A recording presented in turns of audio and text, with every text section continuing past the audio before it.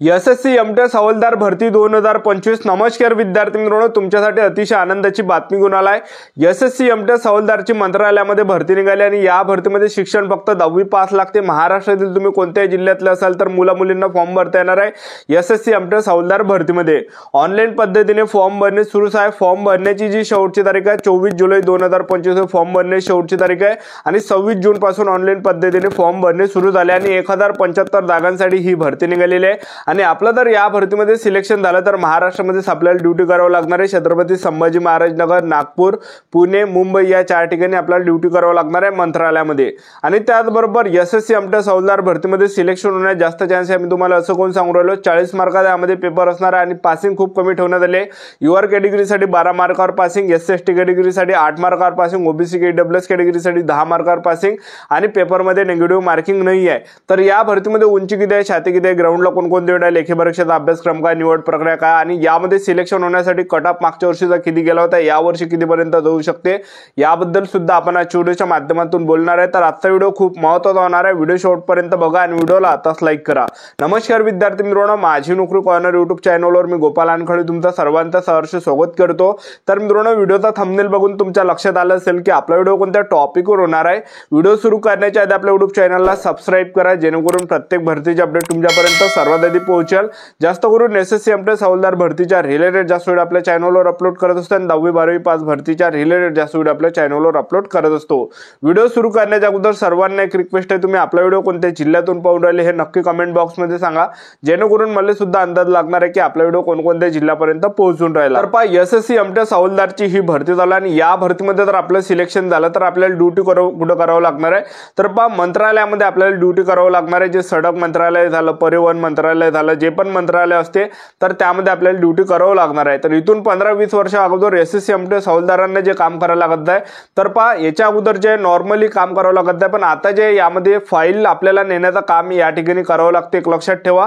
आणि एसएससी एमटेस हवालदार भरतीमध्ये आपलं जर सिलेक्शन झालं तर पगार सुद्धा 21,700 ते 69,100च्या दरम्यान आपल्याला यामध्ये पगार भेटणार आहे आणि सेंट्रल गव्हर्नमेंट जॉब आहे एसएससी एमटेस हवालदारची। तर याच्या अगोदर 15-20 वर्ष अगोदर जे काम करायला लागत होतं एसएससी एमटेस हवालदारांना, तर माठामध्ये पाणी भरून देणं, त्याचबरोबर कुलरामध्ये पाणी टाकणं, हे काही काम करायला लागे। पण आता जे विद्यार्थी मित्रांनो ऑफिशियली आता आपल्याला यामध्ये ड्युटी असणार आहे, लक्षात ठेवा। आणि 8 घंटेची ड्युटी असते यामध्ये आणि खाकी वर्दी सुद्धा यामध्ये भेटते। तर अशा प्रकारे आपल्याला ड्युटी करावं लागते मंत्रालयामध्ये आणि आपल्याला फाईल जे इकडल्या तिकडे नेण्याचं काम त्या ठिकाणी असते आणि हे सुद्धा आपल्याला लक्ष ठेवावं लागते कोणती फाईल कुठं आहे याबद्दल, ठीक आहे। तर अशा प्रकारे आपल्याला मंत्रालयामध्ये काम करावं लागणार आपल्या महाराष्ट्रामध्ये। नागपूर झालं, छत्रपती संभाजी महाराज नगर झालं, पुणे, मुंबई या 4 ठिकाणी, ठीक आहे।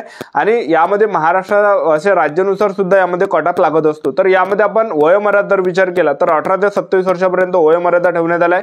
एससी कॅटेगरीचे विद्यार्थी 18 ते 32 पर्यंत फॉर्म भरू शकता, ओबीसी कॅटेगरीचे विद्यार्थी 18 ते 30 पर्यंत फॉर्म भरू शकता, ओपन कॅटेगरीचे विद्यार्थी 18 ते 27 पर्यंत फॉर्म भरू शकता। आणि आपलं वय मोजलं जाणार, गणलं जाणार आहे 1 ऑगस्ट 2025 रोजी आपल्या यामध्ये वय मोजलं जाणार आहे, गणलं जाणार आहे। तर एसएससी एमटेस हवालदार भरतीमध्ये फीचा जर विचार केला, जनरल ओबीसी कॅटेगरीसाठी 100 रुपये फी ठेवण्यात आले, SC ST PWD ex serviceman आणि महिला उमेदवार असाल कोणत्या कॅटेगरीच्या तर 1 रुपया सुद्धा यामध्ये फी नाही आहे, तर आवर्जून फॉर्म भरा।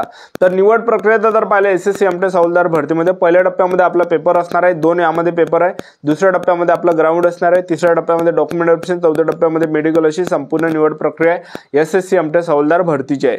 तर सर्वात अगोदर आपल्या यामध्ये काय असणार आहे, पेपर असणार आहे। पेपर यामध्ये 2 आहे। तर पहिला जो पेपर आहे सेक्शन 1, सेक्शन 2 अशा प्रकारे पेपर असणार आहे, एकाच दिवशी पेपर होणार आहे।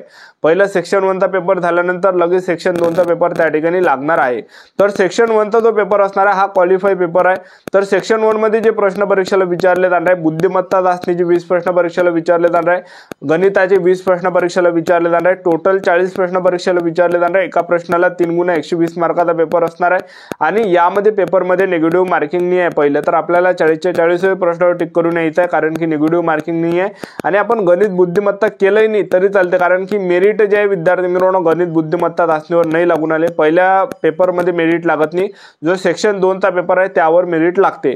तर यामध्ये पासिंगचा जर विचार केला पहिल्या पेपरमध्ये तर एससी एसटी कॅटेगरी 40 पैकी 8 मार्कावर पासिंग आहे, ओबीसी कॅटेगरी ईडब्ल्यूएस कॅटेगरीसाठी 10 मार्कावर पासिंग आहे आणि युआर कॅटेगरीसाठी यामध्ये 12 मार्कावर पासिंग आहे। एवढी कमी पासिंग ठेवण्यात आली आहे। कोणी या ठिकाणी आपण अंदाजी टोला मारला तरी सुद्धा पहिला पेपर या ठिकाणी पास होऊन जातो, कारण की पहिला पेपरचा हा क्वालिफाइंग पेपर आहे, ठीक आहे, लक्षात ठेवा, ठीक आहे। तर हा पहिला पेपर झाल्यानंतर आपला यामध्ये असते दुसरा पेपर। तर तर मेन आपलं कॉम्पिटिशन याच्यावरच आहे दुसऱ्या पेपरवर, आणि मेन मेरिट जे लागत असते तर सेक्शन 2च्या पेपरवर लागते, म्हणजे दुसऱ्या पेपरमध्ये. तर पेपरला जे प्रश्न परीक्षेला विचारले जाणार आहे तर जनरल नॉलेजचेच 25 प्रश्न परीक्षेला विचारले जाणार आहे. त्याचबरोबर इंग्रजी ग्रामरचे 25 प्रश्न परीक्षेला विचारले जाणार आहे. टोटल 50 प्रश्न परीक्षेला विचारले जाणार आहे. एका प्रश्नाला 3 गुण आहे. 150 मार्काचा पेपर असणार आहे. फक्त 50च प्रश्न परीक्षेला विचारले जाणार आहे. तर अशा प्रकारे हा पेपर असणार आहे आणि 45 मिनिटाचा टाइम भेटणार आहे. पहिल्या पेपरला 45 मिनिटाचा टाइम आणि दुसऱ्या पेपरला 45 मिनिटाचा टाइम. निगेटिव्ह मार्किंग यामध्ये दुसऱ्या पेपरमध्ये 3 एकेवेळी निगेटिव्ह मार्किंग आहे. तर अशा प्रकारे आपला पेपर आहे आणि आपलं जे मेरिट लागणार आहे तर पहा, गणित आणि बुद्धिमत्ता तुम्ही केलंही नाही तरी चालतं अभ्यास, कारण की याच्यावर मेरिट लागत नाही. तर आपलं जे मेरिट लागणार आहे जनरल नॉलेज आणि इंग्रजी ग्रामर ह्या 2 विषयावर आपलं मेरिट लागते. लक्षात ठेवा एसएससी एमटेक हवालदार भरतीमध्ये. तर 150 पैकी यामध्ये मेरिट लागते. आणि मागच्या वर्षी जे मुलांचं सिलेक्शन झालं होतं एसएससी एमटेक हवालदार भरतीमध्ये, तर महाराष्ट्रामध्ये 150 पैकी जो कट ऑफ गेला होता 120 ते 130 पर्यंत मुलांचं सिलेक्शन त्यावेळेस झालं होतं. आणि नॉर्मलायझेशन मध्ये 30+ मार्क वाढते मुलांचे, कारण की एका प्रश्नाला 3 गुण आहे यामध्ये. तर काही काही विद्यार्थ्यांचे 30 झालं, 35 झालं, अशा प्रकारे म्हणजे प्लस मार्क या ठिकाणी वाढते ऑटोमॅटिक नॉर्मलायझेशन मध्ये, कारण की नॉर्मलायझेशन भेटत असते. तर जवळपास 30-35+ मार्क आपल्याला यामध्ये नॉर्मलायझेशन मध्ये भेटणार आहे. लक्षात ठेवा. तर यावर्षी एसएससी एमटेक हवालदार भरतीमध्ये सिलेक्शन जर घ्यायचं असेल तर जवळपास आपल्याला जर समजा 120 पर्यंत जरी मार्क्स आले 150 पैकी तरी सुद्धा आपलं फायनल सिलेक्शन या ठिकाणी होऊ शकते 100 ते 120 130च्या दरम्यान. ठीक आहे. तर अशा प्रकारे आपला पेपर होणार आहे. पेपर झाल्यानंतर दुसऱ्या टप्प्यामध्ये आपल्या यामध्ये काय असणार आहे ग्राउंड. तर यामध्ये ग्राउंडचा जर विचार केला तर पुरुष उमेदवारांसाठी उंची यामध्ये 157 सेंटीमीटर लागते, 157.5 सेंटीमीटर.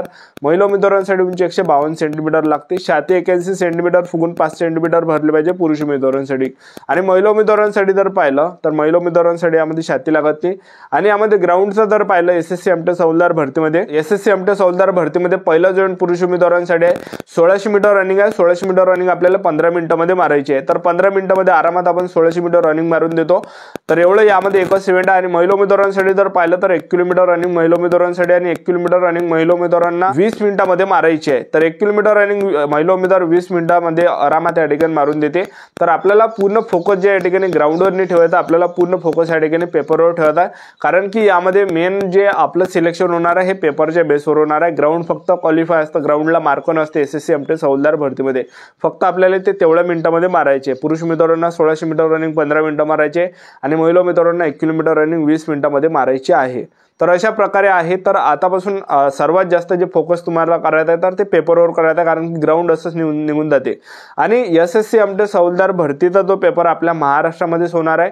आणि पेपरची जी तारीख आहे तर एसएससी एमटेक हवालदारची जे पेपर आहे 20 सप्टेंबर ते 24 ऑक्टोबर पर्यंत आपले पेपर या ठिकाणी चालणार आहे. तर आतापासून आपापल्या तयारीमध्ये लागा, कारण की पेपर 20 सप्टेंबर ते 24 ऑक्टोबर पर्यंत आपले या ठिकाणी चालणार आहे. आणि महाराष्ट्रामध्येच पेपर असते एसएससी एमटेक हवालदार भरतीचे.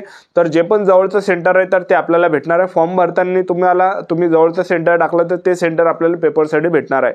अशी प्रोसेस आजच्यासाठी इथंच थांबतो. भेटूया नेक्स्ट शूटमध्ये. जय हिंद.